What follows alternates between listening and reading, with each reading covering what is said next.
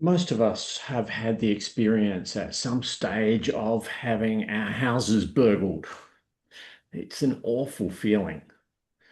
I probably haven't experienced it as much as most people because I choose to live with dogs.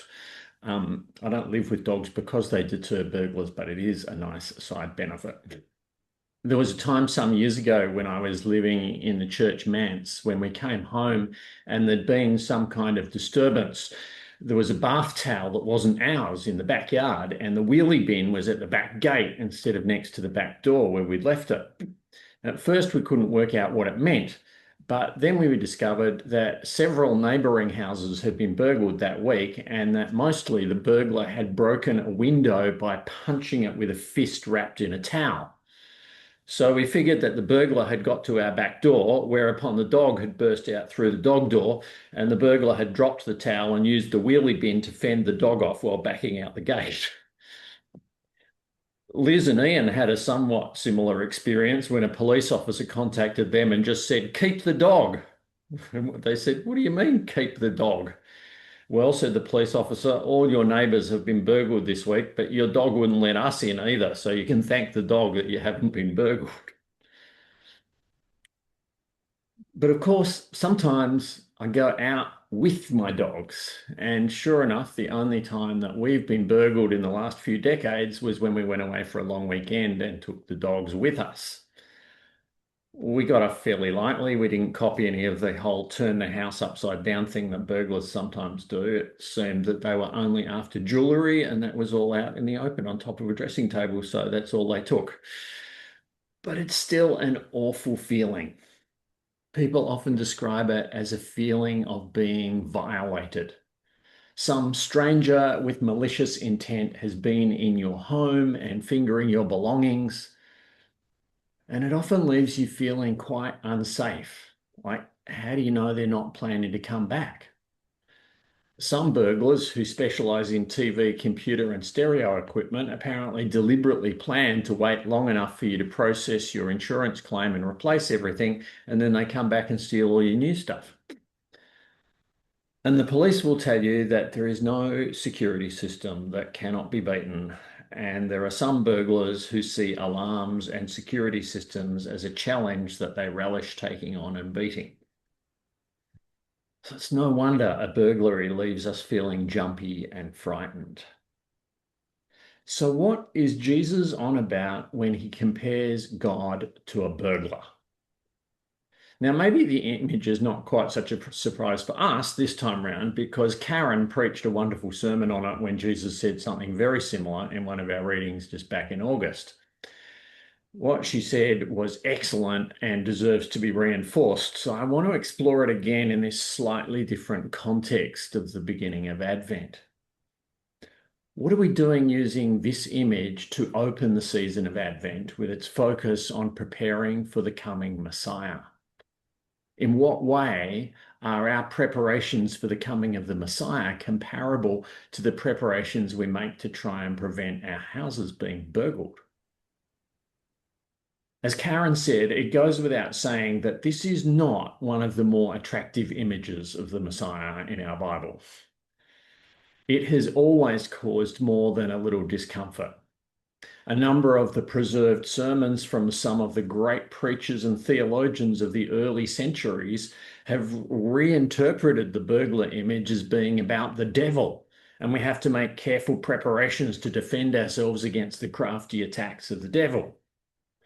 Now, that's clearly true enough in itself, but if we're honest about it, it is not what Jesus seems to be saying here. "Keep awake, therefore," says Jesus, "for you do not know on what day your Lord is coming. But understand this, if the owner of the house had known in what part of the night the thief was coming, he would have stayed awake and would not have let his house be broken into. Therefore, you also must be ready, for the Son of Man is coming at an unexpected hour." It's quite clear that the one being compared to the thief is the coming Lord, the Messiah. And the Apostle Paul uses the same image in his first letter to the Thessalonians when he says, "You yourselves know very well that the day of the Lord will come like a thief in the night." There are at least two different ways of responding to this image, both of which are good and true and probably intended by Jesus. The first is the more threatening or scary image. It is a warning. When we talk about preparing for the inevitable, not if but when, coming of the burglar, we are clearly talking about preparing for something bad, for something we want to avoid the negative consequences of. And at one level, what Jesus is saying is the same. For those who are unprepared, the coming of the Messiah will blow their world apart. There will be judgment and radical change. And if you have invested everything in the status quo, you will lose everything.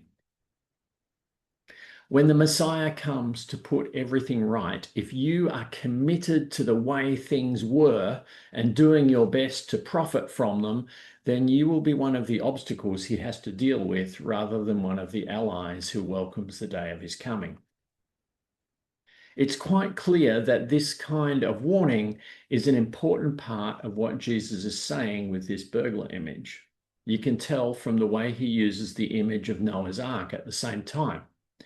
As we heard read, Jesus said, "As the days of Noah were, so will be the coming of the Son of Man.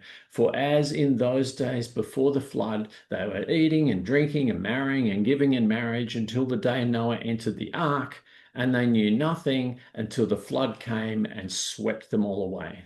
So too will be the coming of the Son of Man." Now, Jesus is not condemning eating and drinking and marrying.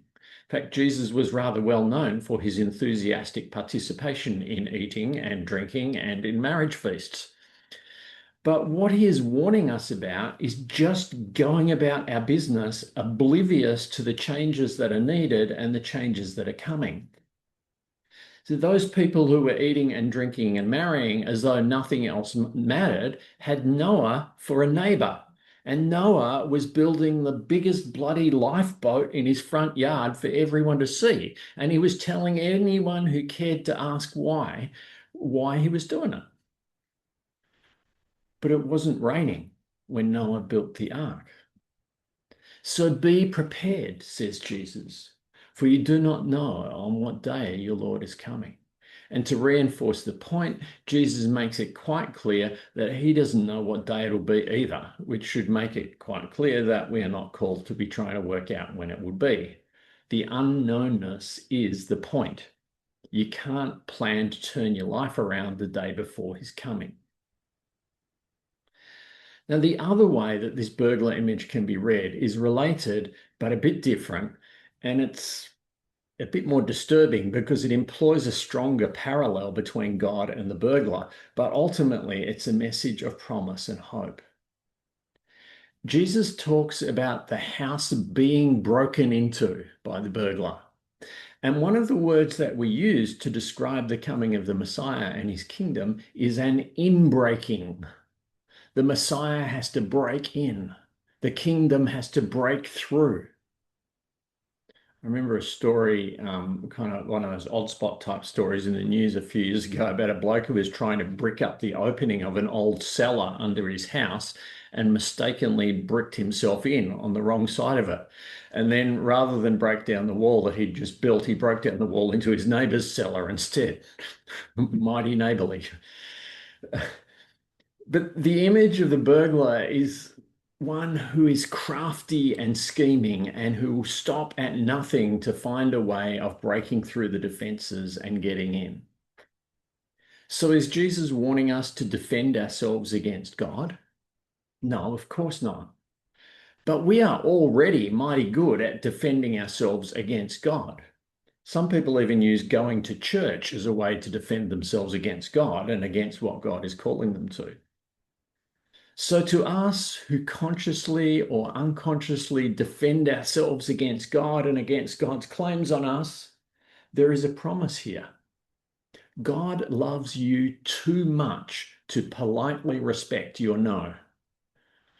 Like a scheming burglar who sees every security system as a challenge to be overcome, God will try every trick in the book to get through your defenses and get your attention and call forth your response.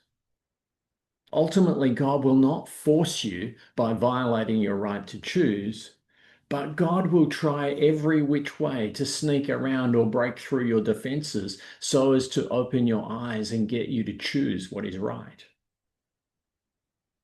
So there is a warning in this image about the consequences of refusing to acknowledge God and being caught unprepared when the day of the Lord comes and all is put right. But there is also this promise. God will do whatever it takes to get through to you with the good news of God's love and mercy and God's desire for all that is right and good for you. God will do whatever it takes, even as shamelessly as a burglar will. Shiftiness, trickery, subterfuge, disguise, perhaps even sneaking in among us as a little baby that no one would ever expect. No, God wouldn't be that sneaky, surely. Would he?